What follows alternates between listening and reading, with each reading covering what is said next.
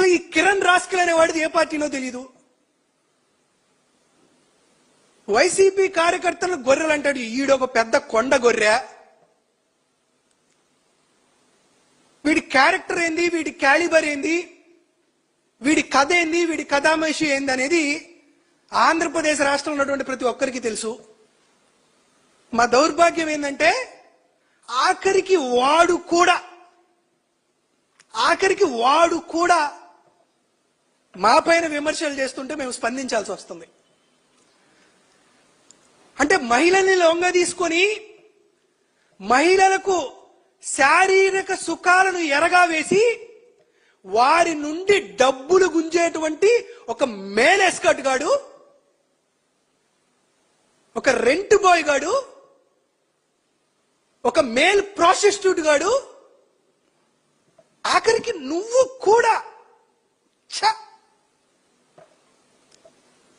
మా మాజీ మంత్రి పైన, మా పైన, నా పైన విమర్శలు చేసేటువంటి స్థాయి అనేది.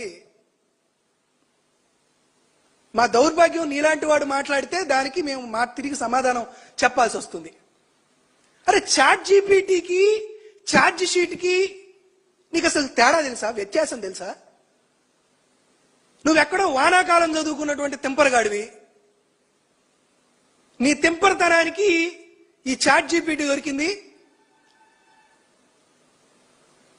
ఆ బొచ్చు పైన, బోడిగుండు పైన బొచ్చు నిలిపిస్తానని చెప్పే ఆ బిఆర్ నాయుడు గారు దొరికారు. మిడ్ నైట్ మసాలాల పేరుతో ఒక వార్తా ఛానల్ని నడిపినటువంటి ఆ సాంబశివరావు లాంటి వారి స్నేహం దొరికింది. ఇంకా నీకు అడ్డు అదుపు లేకుండా మాట్లాడుతున్నావు.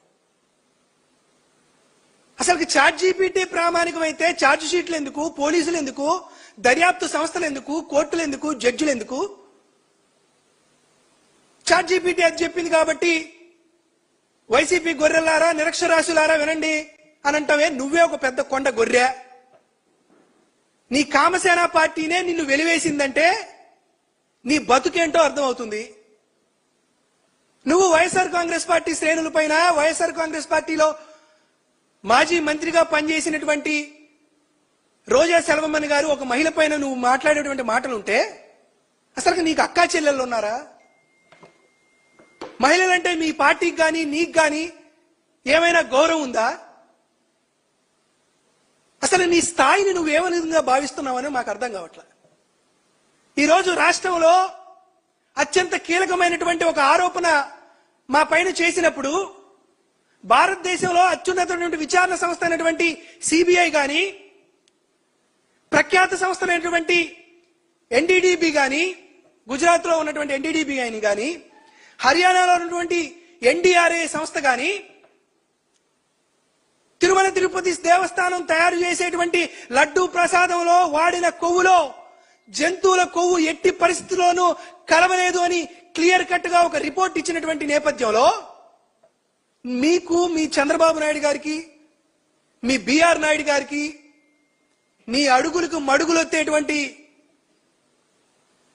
సాంబశివరావుకి, మూర్తికి మైండ్ పనిచేయక నీలాంటి కొండగొర్రెల్ని మీడియా ముందుకు పంపించి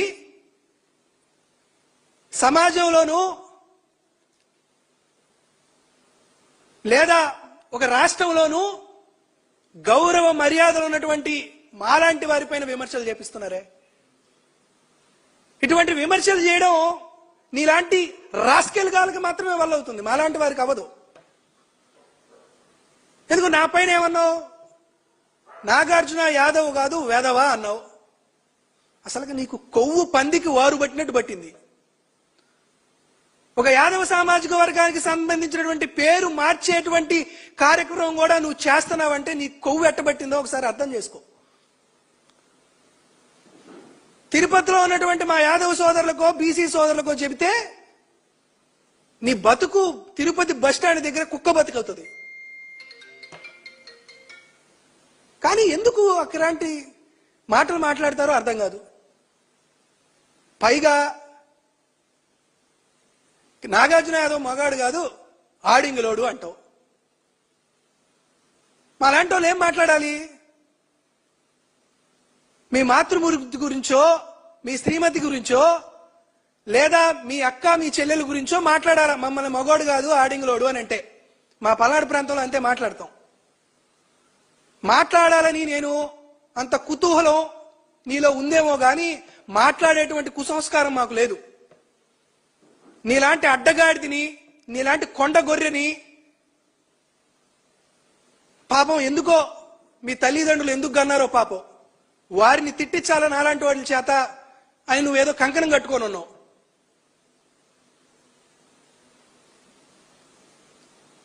నీ మాతృమూర్తిని, మీ కుటుంబంలో ఉన్నటువంటి మహిళల్ని గౌరవించి నీ స్థాయికి మేము దిగజారి మాట్లాడలేం కాబట్టి నువ్వు ఇంకా బతికున్నావు. నీలాంటి మేలేస్కాట్ గాడు, రెంటు బాయ్ గాడు కూడా ఈ రాష్ట్రంలో ఉన్నటువంటి మహిళా శాసనసభ్యురాల గురించి, మాలాగాంటి ఉన్నత విద్యావంతుల గురించి మాట్లాడేటువంటి స్థాయికి నువ్వు దిగజారిపోయావు. కాబట్టి ఒకటే మిస్టర్ కిరణ్ రాస్కెల్, కాస్త నీ స్థాయి ఏంటో అర్థం చేసుకో.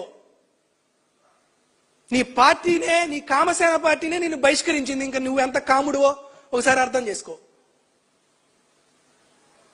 నీ స్థాయిని నువ్వు మర్చిపోయి నీకు బిఆర్ నాయుడు కెమెరాలు పంపిస్తున్నాడు కదా, ఆ 0.5 సాంబశివరావు అనేవాడు నీకు స్క్రిప్ట్ ఇస్తున్నాడు కదా అని నోటికి వచ్చినట్టు మాట్లాడితే తిరుపతి బస్ స్టాండ్ లోనే యాదవ సోదరులు, బీసీ సోదరులు నిన్ను కుక్కను కొట్టినట్టు కొడతారు. తస్మాత్ జాగ్రత్త. నోటికి వచ్చినట్టు మాట్లాడుతుంటే నీ మాటలు వినడానికి ఎవరు లేరు. అభంశుభం తెలియనటువంటి ఆడవారిని లొంగ తీసుకొని వారి దగ్గర డబ్బులు గుంజుకుంటే నీకు ఇంకా బడిత పూజ చేయలేదని నువ్వేమన్నా అందరూ చేతగానిదాని వాళ్ళు అనుకుంటున్నావేమో. జాగ్రత్త. నీలాంటి కుసంస్కారుల స్థాయికి దిగజారి మాట్లాడకూడదు కదా అనేటువంటి ఆలోచనతో మేము కాస్త ఆగుతున్నాం. కాబట్టి నోటికొచ్చినట్టు నువ్వు నిస్సగ్గుగా, నిర్లజ్జగా ఎవరిపైన అన్నా అంటే విమర్శలు చేస్తానంటే